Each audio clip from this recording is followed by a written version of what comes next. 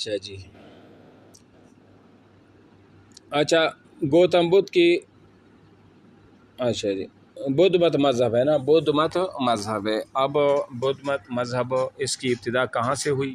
کون اس مذہب کا بانی تھا، اور وہ وغیرہ وغیرہ، اور جو مذہب کا بانی تھا وہ کہاں کا رہنے والے تھا، ان کے باپ کا کیا نام تھا، ان کی بیوی کا کیا نام تھا، ان کے بیٹے کا کیا نام تھا،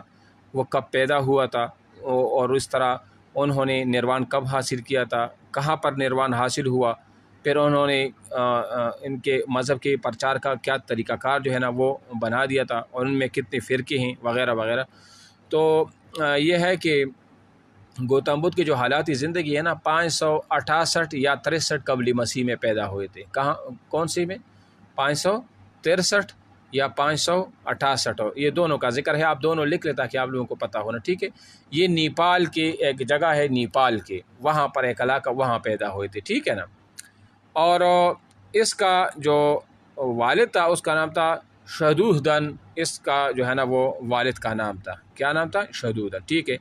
اور اس کا اپنا جو نام تھا گوتم بدھ کا، وہ تھا نام سدھارتھ، کون سا نام تھا، سدھارتھ۔ اور چائنا میں اس کو شاکیہ منی کے نام سے بھی جانا جاتا ہے، اس کو پہچانا جاتا ہے شاکیہ منی کے نام سے، ٹھیک ہے نا، اسی گوتم بدھ کو۔ اور اس کی بیوی کا جو نام تھا وہ یشودھرا، وہ اس کی بیوی کا نام تھا، اور ایک بیٹا بھی تھا، اس بیٹے کا نام تھا راہول، کیا نام تھا، راہول۔ اور میرے خیال سے اس کی والدہ کا نام جو تھا نا وہ مایا تھا، والدہ کا نام کیا تھا، مایا تھا، ٹھیک ہے۔ ہاں یہ امپورٹنٹ چیز ہے، یہ ذہن میں رکھ لے، اور یہ وہ کافی وہ ہے نا امپورٹنٹ ہے، ٹھیک ہے۔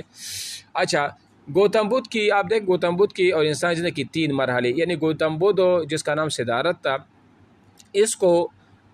اس کی زندگی میں تبدیلی کیسے آ گئی، اس کی زندگی میں یہ چینجز کیسے آ گئی، کیسے ان کے خیالات آیا کہ مجھے بھی یعنی کہ دنیاوی مصائب سے اور آلام سے نجات ملنا چاہیے اور ایک اصل حقیقی زندگی کی طرف۔ تو اصل میں ہوا یہ تھا کہ یہ گوتم بدھ ایک دفعہ اپنے گھر سے جب باہر نکلا